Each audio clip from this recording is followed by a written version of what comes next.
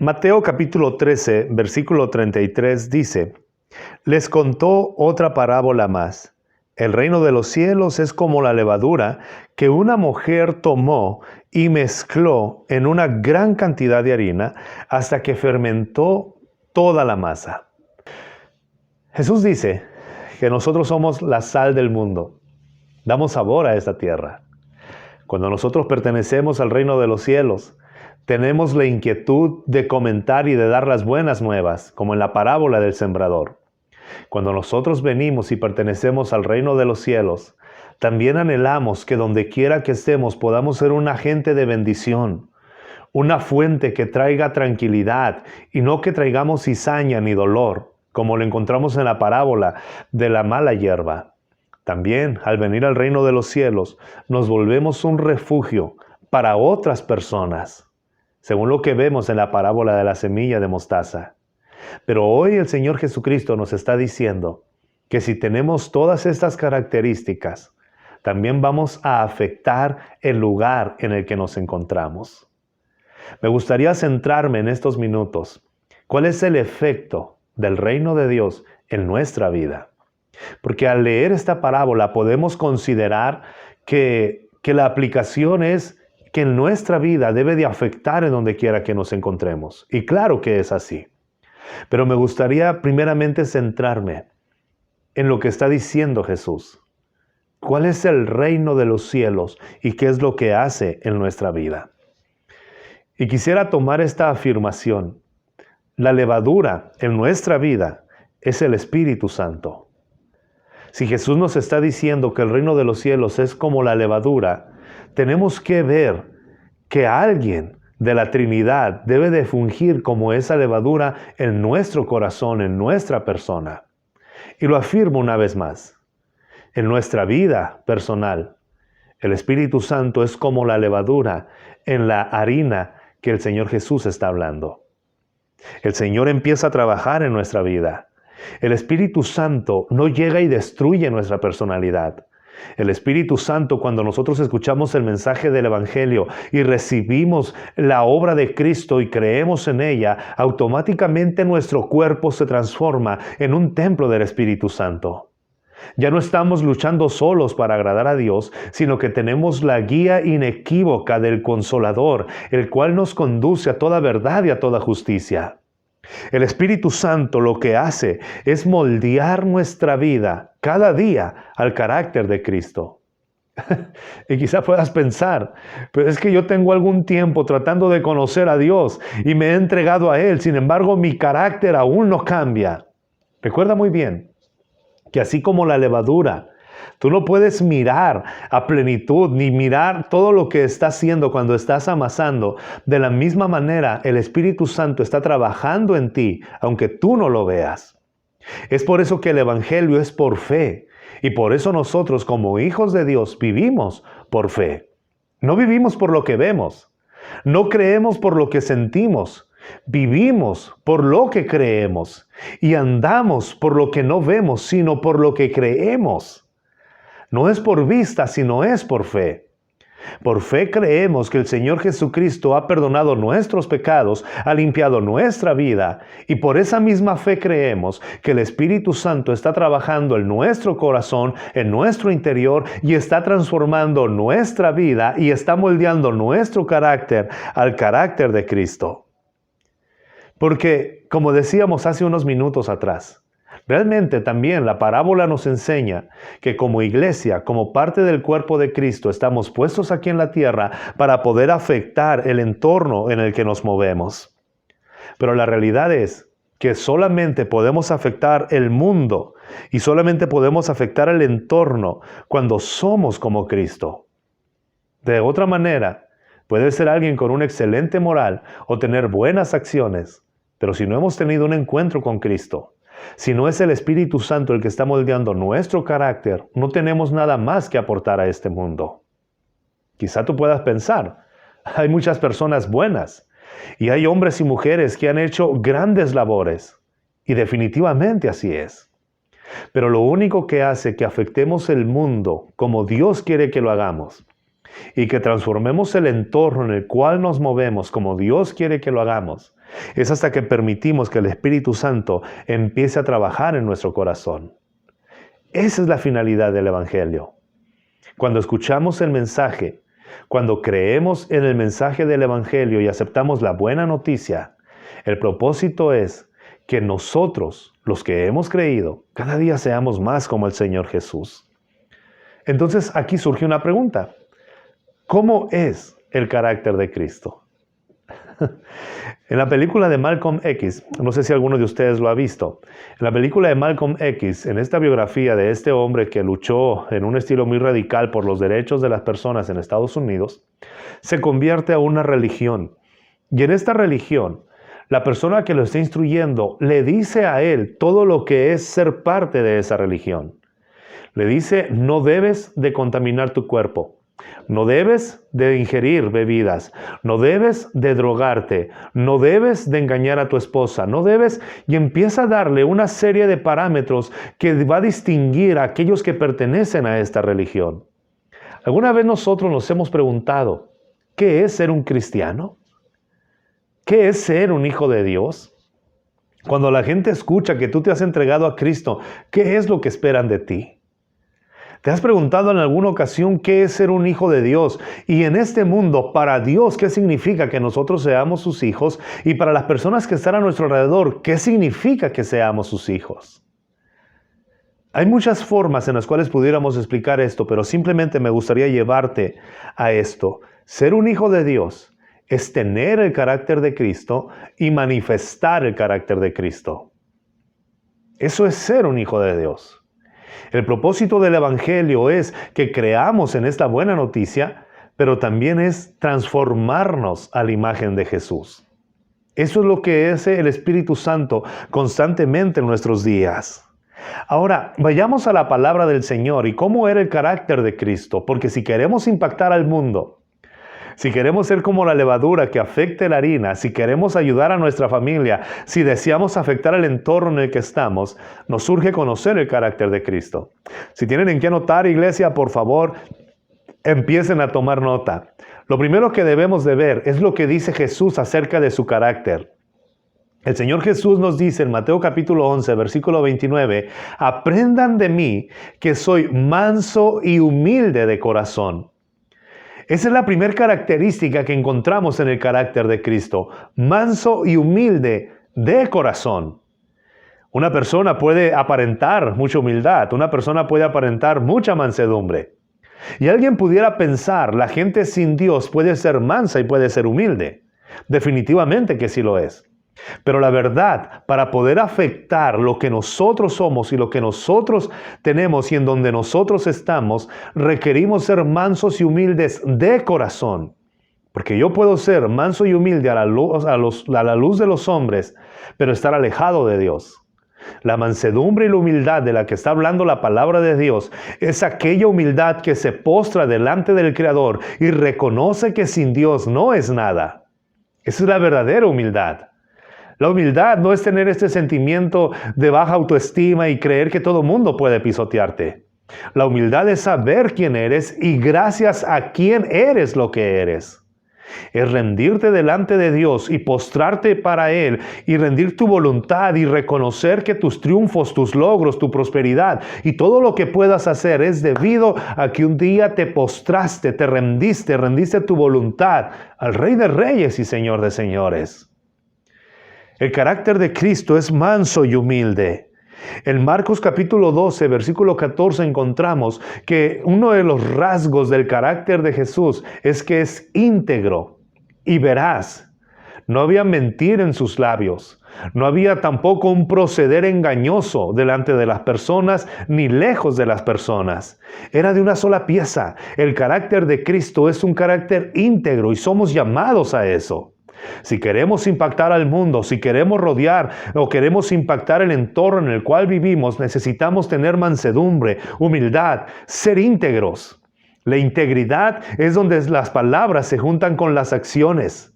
La integridad es donde nosotros hablamos y actuamos de la misma manera, tanto cuando está alguien presente como cuando no hay nadie. El evangelista D.L. Moody decía, el carácter es lo que somos en lo secreto. Ahí se descubre tu integridad. Cuando dices algo y lo sostienes, cuando tu vida se distingue por la veracidad de tus palabras y de tus hechos. Alguien puede decir, yo puedo hacerlo sin necesidad de entregarme a Cristo. Y quizá tú puedas tener en mente a varias personas que consideras íntegros y veraces. La pregunta es, pero si alguien no reconoce su pecado y no desea arrepentirse delante de Dios, ¿es veraz y es íntegro? Definitivamente no, porque está teniendo una imagen delante de las personas, pero aquel a quien debe de rendirle cuentas no lo ha hecho. Entonces, ¿qué es lo que hace el Espíritu Santo? El Espíritu Santo nos conduce a toda verdad y a toda justicia. La verdad es que necesitamos el perdón de nuestros pecados. La justicia es que Cristo ha muerto en nuestro lugar para que nosotros seamos presentados justos delante del Padre. Si queremos afectar nuestro entorno, no solamente requerimos de una alta moral, sino requerimos también de rendirnos a la voluntad de Dios. Otro rasgo del carácter de Jesús, según Apocalipsis 3:14, es que Él es fiel. Es fiel en todas las cosas. Eso es algo que nos debe de distinguir. Y como Jesús habla en Mateo capítulo 5 y en varios pasajes de los evangelios, lo único que distingue a una persona delante de los demás ante Dios es su fidelidad. Buen siervo y fiel. Sobre poco has sido fiel, sobre mucho te pondré. Una de las características que debe de haber en los hijos de Dios o que empieza a surgir cuando te rindes al Señor y el Espíritu Santo empieza a trabajar en tu vida es que la fidelidad es algo que te distingue. Eres fiel a las convicciones del Espíritu, eres fiel a tus principios, eres fiel en tu casa, eres fiel en tu matrimonio, eres fiel en el uso de las finanzas, eres fiel delante de Dios. La fidelidad, sin lugar a dudas, es algo que va a afectar el entorno en el cual nos encontramos. Tristemente podemos voltear y mirar en las noticias y saber de personas que en algún momento tenían una buena imagen, pero no fueron fieles a sus principios. No fueron fieles a Dios o no fueron fieles en la extensión de la palabra. La fidelidad a Dios nos va a llevar a ser fieles en todos los demás entornos en los que movemos. Y por último, sé que podemos encontrar más características, pero me gustaría mirar también esta característica que se encuentra en 1 de Juan capítulo 3 versículo 7. Jesús es justo. Si deseamos impactar el entorno en el cual nos movemos, este carácter debe de estar moldeado en nuestra vida. El carácter de Cristo manso y humilde, el carácter de Cristo veraz o íntegro, el carácter de Cristo fiel y el carácter de Cristo justo. ¿Qué hacemos en medio de una injusticia? Tenemos que buscar la justicia de Dios. Tenemos que buscar el reino de Dios y su justicia. Y cuando pensamos en estas características, en estos rasgos del carácter de Cristo, los cuales pueden ser desarrollados en nuestra vida y los cuales el Espíritu Santo tiene la intención de hacer que crezcan y florezcan en nuestro ser, debemos de ser sensibles a la dirección. Ahora, ¿cómo lo logramos? Logramos este carácter al ser expuestos a la palabra de Dios. Logramos este carácter al estar orando porque ese carácter se forme en nuestra vida y también al reunirnos en la iglesia. Pero no basta solamente hacer estas cosas para que el carácter de Cristo se desarrolle en nosotros. También necesitamos estar expuestos y estar en contacto cotidiano con personas que no aman a Dios. La religión enseña que tú aceptaste a Cristo y te tienes que aislar y apartar y vivir lejos para que no seas tentado. Pero Jesucristo está diciendo, el reino de los cielos es agarrar un poco de levadura y mezclarlo con la harina y con la masa. En ninguna parte de la Escritura vas a encontrar que el Señor tiene como propósito o como objetivo el que sus hijos se aíslen de la sociedad. No, el propósito de Dios es que estemos en medio de la sociedad y podamos impactar, bendecir y afectar esa masa. Ahora, estos rasgos de las características de Cristo no surgen ni se desarrollan solamente orando. ¿Sabes qué es lo que necesitamos? Necesitamos ser expuestos y estar en contacto con personas que nos ofenden, que nos lastiman, que se burlan de nosotros, que ofenden nuestro orgullo, pero que el Señor nos invita a que los perdonemos. Ahí es donde nuestro carácter se empieza a forjar. Sí, oramos, buscamos la dirección en la palabra, escuchamos un mensaje, también nos reunimos como congregación, pero también tenemos que estar expuestos en un mundo que no es perfecto, como Cristo estuvo expuesto en un mundo que no es perfecto. La obra de Cristo fue llevada a cabo porque Él fue siendo como ser humano en su carácter un ejemplo hacia todos los demás. Pero ¿dónde fue perfeccionado ese carácter? A través de la obediencia y el estar expuesto en personas, en medio de personas que lo estaban hiriendo. Si Jesús no hubiera estado expuesto a momentos donde era provocado a herir, a lastimar, mientras estaba en la cruz, lo que el Señor Jesucristo decía era: Padre, perdónalos porque no saben lo que hacen. Nunca hubiéramos conocido esta expresión y el amor tan grande de Jesús si Él no estuviera sufriendo en ese momento. Nuestro carácter es moldeado al carácter de Cristo, no solamente cuando oramos, sino también cuando somos expuestos a personas que hieren, nos ofenden y que Dios nos invita a que los perdonemos. Nuestro carácter también es forjado y formado a la manera de Cristo cuando estamos en medio de tentaciones que nos impulsan a mentir, pero que nosotros sabemos que debemos de mantenernos veraces, donde tenemos que clamar a Dios y decirle: Señor, permíteme ser alguien que hable verdad y no mentira. ¿Te das cuenta? Cómo tenemos que ser expuestos también en situaciones o momentos donde el pecado nos invita o nos incita a ser infieles. Y donde tenemos que clamar y rendirnos delante del Señor y escuchar el llamado de Dios a ser fieles.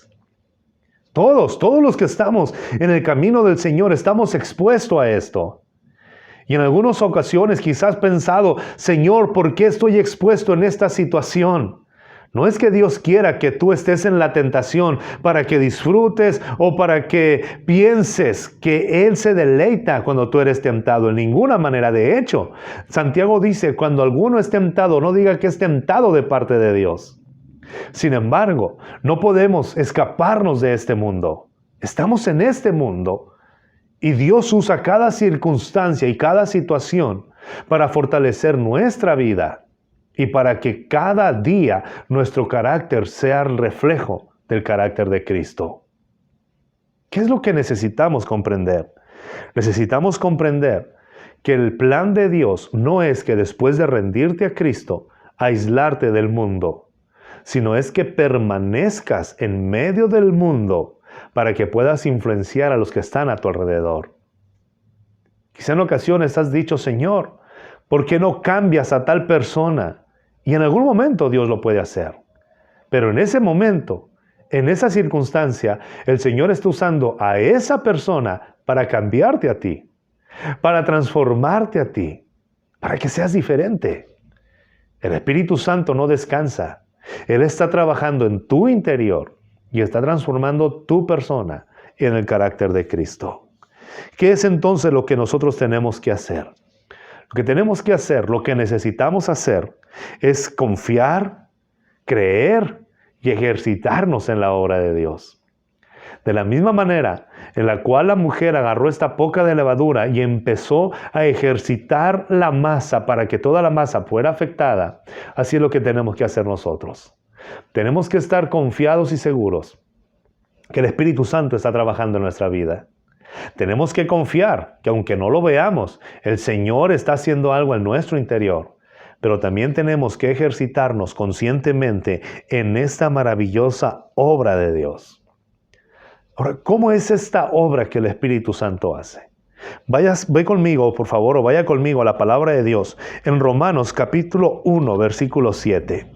¿Qué es lo que el apóstol Pablo nos dice con referencia a lo que el Evangelio hace en nuestro corazón? Romanos capítulo 1, versículo 17, Permítame leerle lo que dice. De hecho, en el Evangelio se revela la justicia que proviene de Dios, la cual es por fe de principio a fin, tal como está escrito: el justo por la fe vivirá. Acompáñenme, por favor, ya que estamos en la palabra del Señor en el mismo libro, en Romanos capítulo 6, versículo 18, dice de la siguiente manera: en efecto, habiendo sido liberados del pecado, ahora son ustedes esclavos de la justicia. Cuando nosotros creemos en la verdad del Evangelio, cuando nosotros nos rendimos a Jesús, definitivamente hay una libertad total en nuestro ser. Ya no somos esclavos del pecado, ya no servimos al pecado, ya no anhelamos el pecado. Todavía somos tentados por él. Y todavía estamos involucrados en situaciones en las cuales el pecado nos grita que debemos mentir, pero es ahí donde se forja el carácter y decimos: no, ahora yo soy un hijo de Dios, ahora yo soy una hija de Dios y lo que deseo es que el carácter de Cristo se forje en mí. Ahora bien, dice Pablo en Romanos 6:18, ya eres liberado del pecado, pero no eres alguien libre. Ahora eres esclavo de la justicia. Es por eso que tu pensamiento, que tu sentimiento, que tus acciones ahora son de la justicia. Y no de la justicia que tú inventaste, y no de la justicia que una religión inventa, sino que Pablo dice, somos parte de la justicia de Cristo. Y en la justicia de Dios es lo que nos movemos y en lo que disfrutamos. Ahora, ¿por qué la justicia? Y me gustaría ver estas 4 partes. La libertad nos conduce o nos introduce a la justicia de Dios. Somos libres del pecado y ahora estamos esclavos de la justicia. Nuestros pensamientos son de justicia, nuestros actos son de justicia y buscamos la justicia del Señor. Si recuerdas muy bien lo que dijo Jesús en Mateo capítulo 6, busca el reino de Dios y su justicia. Y todas estas cosas serán añadidas. Tenemos que buscar. Es por eso que la vida cristiana no es solamente ir a una iglesia o escuchar una predicación una vez a la semana. La vida cristiana es una vida envuelta en una búsqueda constante e incesante de descubrir lo que Dios quiere, de conocer lo que Dios tiene para nosotros. Es por eso que oramos y leemos la Biblia, porque profundizamos en el conocimiento de Dios. Queremos conocer cuál es su justicia. Pero ahora volvamos a cómo está trabajando el Espíritu Santo en nuestro carácter. El Espíritu Santo nos muestra el Evangelio, nos liberta, nos conduce a la justicia. Esta justicia nos conduce a la santidad. Ve conmigo a Romanos capítulo 6, versículo 19. Hablo en términos humanos, por las limitaciones de su naturaleza humana. Antes, ustedes ofrecían sus miembros de su cuerpo para servir a la impureza que lleva más y más a la maldad.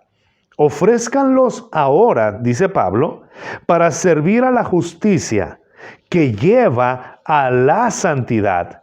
Es decir, la justicia me lleva a la santidad. Cuando yo dispongo mi cuerpo, mi persona, mi ser, para obedecer a Dios, para en medio de las circunstancias permanecer íntegro, porque Él me fortalece y yo tomo la decisión de obedecerlo, entonces me está conduciendo a la santidad, que es lo que el Señor busca en nuestra vida.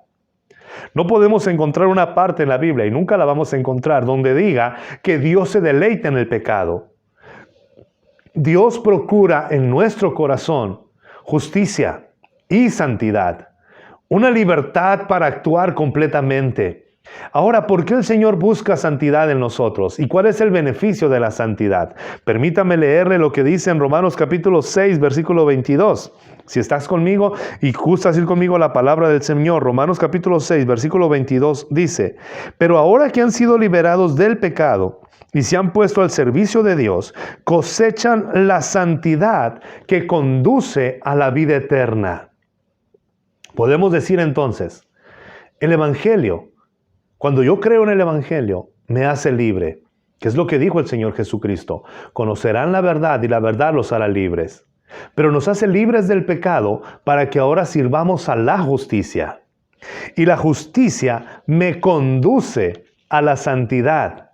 Y la santidad, según Romanos 6:22, me conduce a la vida eterna. Ese es el proceso en el cual nosotros estamos inmersos y que quizá no nos damos cuenta.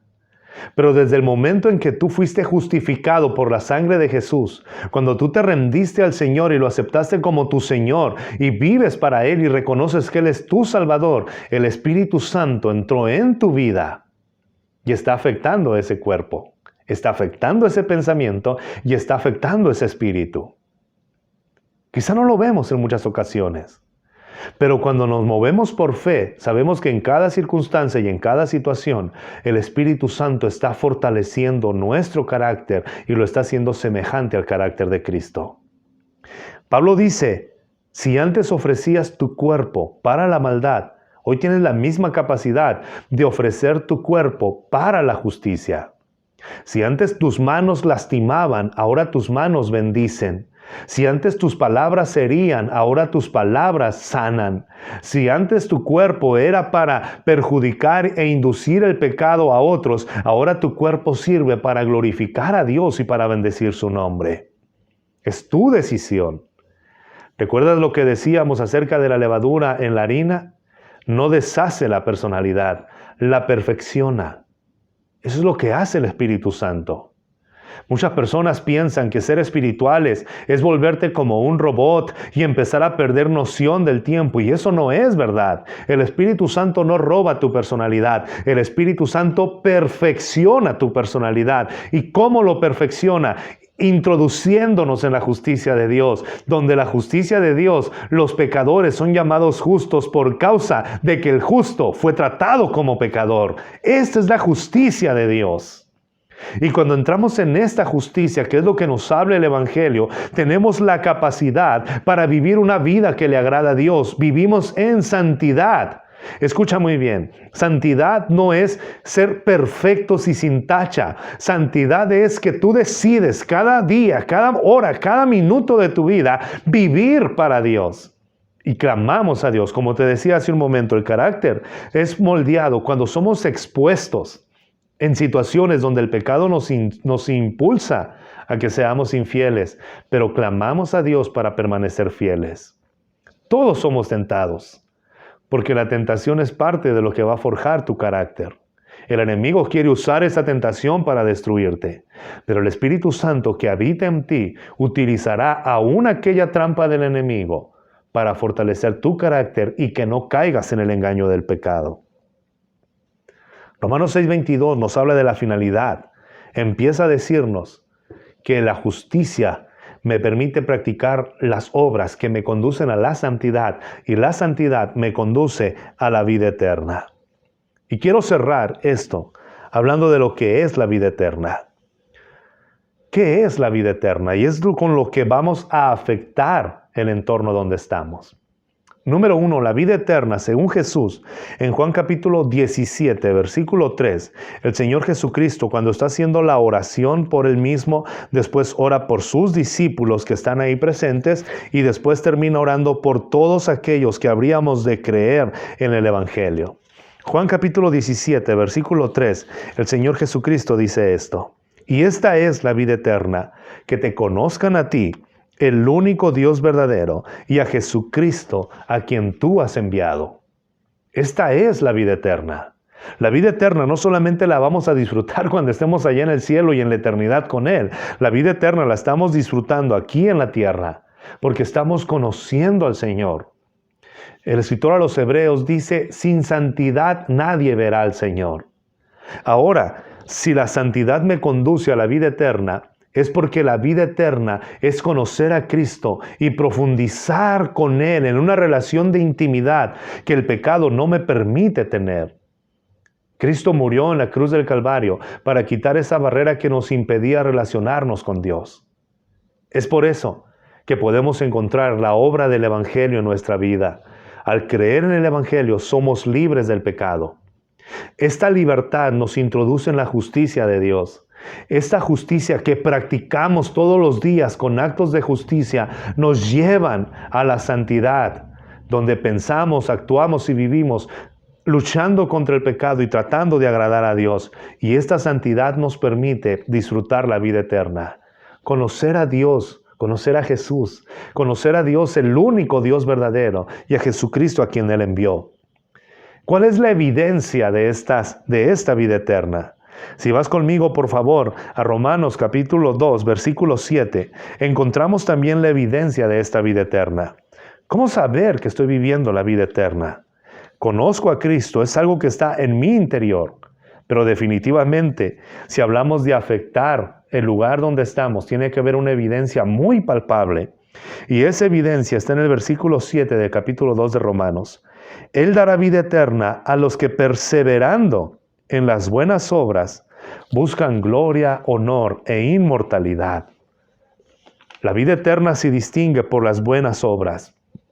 Tito capítulo 2, versículo 14, Pablo le escribe a Tito y le dice que el Señor mismo purificó y apartó de maldad y nos libertó de la maldad, porque Él desea tener un pueblo que le ame, pero un pueblo para sí mismo. Dice, un pueblo elegido, dedicado a hacer el bien. La Reina Valera dice, un pueblo celoso de buenas obras. Si vamos a Colosenses capítulo 1, Pablo dice que la evidencia de aquellos que están creciendo en Cristo son las buenas obras. Si vamos a Mateo capítulo 5, el Señor Jesucristo dice, hagan brillar su luz en medio de este mundo, para que a través de sus buenas obras las personas conozcan al Padre y lo alaben y lo glorifiquen. Entonces, la vida eterna a la cual nos conduce la santidad no es aislarnos y vivir en montañas apartados del pecado. La verdadera santidad es la que es conocer a Dios, depender de Jesús y llevar a cabo buenas obras. Ahora, ¿cuál es el objetivo o cuál es nuestra razón para hacer las buenas obras? Uno, que el Padre reciba la gloria. Pero volvemos a ver lo que dice Pablo en Romanos capítulo 2. Hay una razón por la cual nosotros vivimos en un estándar más alto. Dice Pablo en el capítulo 2, versículo 7, aquellos que perseveran en las buenas obras, buscando gloria, honor e inmortalidad. No podemos impactar al mundo si vivimos en los estándares de ellos. Y no solamente me refiero a dejar de hacer lo que ellos hacen, sino si no hacemos cosas mejores que lo que ellos están haciendo. Jesucristo dijo, les digo la verdad, ustedes no conocerán a Dios si su justicia no va por encima de la justicia de los fariseos y de los escribas. Quiere decir que el pueblo de Dios debe de distinguirse por las buenas obras que hace, por un estándar mucho más alto de lo que hacemos. Ser hijos de Dios y para afectar la masa en la cual nosotros estamos, para afectar el entorno en el cual nos encontramos, no podemos vivir igual que ellos. Tenemos que conocer a Cristo. De eso nos jactamos muchas veces. Pero la evidencia de que tú estás conociendo a Cristo es que tus obras son de justicia y de santidad. Es decir, son buenas obras. Cuando ves a alguien en necesidad, le ayudas. Cuando ves a alguien en pobreza, tratas de proveer. Cuando ves a alguien que tiene hambre, tratas de darle alimento. Y muchas obras más de las cuales podemos ahondar. La vida del Evangelio es un estándar de vida glorioso, aquí en la tierra y en la eternidad. Te quiero desafiar con esta pregunta. ¿De qué sirve tener una buena noticia y no anunciarla? ¿De qué sirve jactarnos que conocemos a Jesús y no darlo a conocer? La espiritualidad en estos días es espiritualidad sin Cristo. Como iglesia, como hijos de Dios, no podemos caer en ese engaño. La gente necesita escuchar qué es lo que puede liberarlos del pecado. Y lo único que puede liberarlos del pecado es la sangre de Cristo. Segunda pregunta. ¿De qué sirve que anunciemos una buena noticia si esa buena noticia no cambia o no beneficia a quien la escucha? ¿De qué sirve proclamar una buena noticia si nosotros no estamos beneficiando a quien escucha esa buena noticia? El libro de los Hechos nos relata acerca de cómo era la iglesia en ese entonces, porque es la iglesia que ellos escucharon este mensaje y es la iglesia que Dios desea que nosotros seamos. Dice la palabra de Dios en Hechos capítulo 4, que dentro de los hijos de Dios, dentro de la comunidad, dentro de los creyentes, no había necesitados entre ellos. Sabían que sus recursos eran para ayudarse mutuamente. Disponían, por lo que leemos en Hebreos, de una fidelidad en sus recursos. A través de las ofrendas, los diezmos y las aportaciones voluntarias que ellos daban, no había necesidad, de tal manera que los apóstoles podían predicar la palabra y dedicarse a la oración de tiempo completo. Ellos eran fortalecidos de esta manera. Muchas personas traían lo que ellos tenían para ayudar a los que no podían solventarse por ellos mismos. En muchas ocasiones el enemigo te va a decir que seas infiel, pero Dios está buscando hombres y mujeres fieles en todos los sentidos. El pueblo que se ha apartado para Dios es un pueblo que no se deleita en la maldad. Es un pueblo que tiene pensamientos de ayudar y de generosidad. Es un pueblo que refleja el carácter de Cristo. ¿De qué sirve anunciar una buena noticia si esa buena noticia no está beneficiando al que lo escucha? ¿Qué es lo que tenemos que hacer? Te invitaría a que hagamos estas 3 cosas, iglesia. Número 1, clamemos a Dios para que no caigamos en la tentación. Por eso dentro de la oración del Señor Jesús nos dice que digamos, líbranos de todo mal. Es una oración que debemos hacer cotidianamente. Señor, no permitas que yo caiga en el pecado. Número 2, hagamos buenas obras. Empecemos con la iglesia. Empecemos con las personas que están cercanas a nosotros. Seamos fieles, generosos. Busquemos la manera de ayudarnos unos a otros. Empieza con tu familia, bendice a tu familia, ayuda a tu familia, si lo puedes hacer o si tienes que hacerlo. Y tengamos en nuestra mente que estamos buscando honor y gloria para nuestro Dios. Pero para tener honor y gloria, nuestras vidas deben de ser honorables, intachables. Lo que vemos, lo que hablamos, lo que escuchamos, de la manera en la que nosotros nos expresamos, de lo que te estás alimentando cotidianamente, de lo que se está llenando tu corazón, de qué te ríes, en qué inviertes tu tiempo. Veamos todo esto, porque como hijos de Dios estamos buscando honor, gloria e inmortalidad. El Señor es bueno, es fiel y justo, y Él lo va a hacer. Ve conmigo para cerrar, porque Pablo lo resume de una manera tan magistral y tan claro. Leemos de nuevo lo que escribe en Tito capítulo 2, versículo 14. Pablo le escribe a Tito y dice esto: Él, hablando de Jesús, se entregó por nosotros para rescatarnos de toda maldad y purificar para sí un pueblo elegido, dedicado a hacer el bien. Esta es la característica, esta es nuestra característica. Debemos ser apartados del mal, purificados por Dios, pero también un pueblo dedicado a hacer el bien. Prediquemos la palabra, pero también hagamos buenas obras, porque esto es el resultado de conocer la vida eterna. Somos esa levadura que puede leudar toda la masa. Busquemos a Cristo, clamemos a Él, hagamos buenas obras. Esto nos va a conducir a poder afectar en donde no quiera que nosotros estamos. Que el Señor les bendiga y que el Señor les guarde.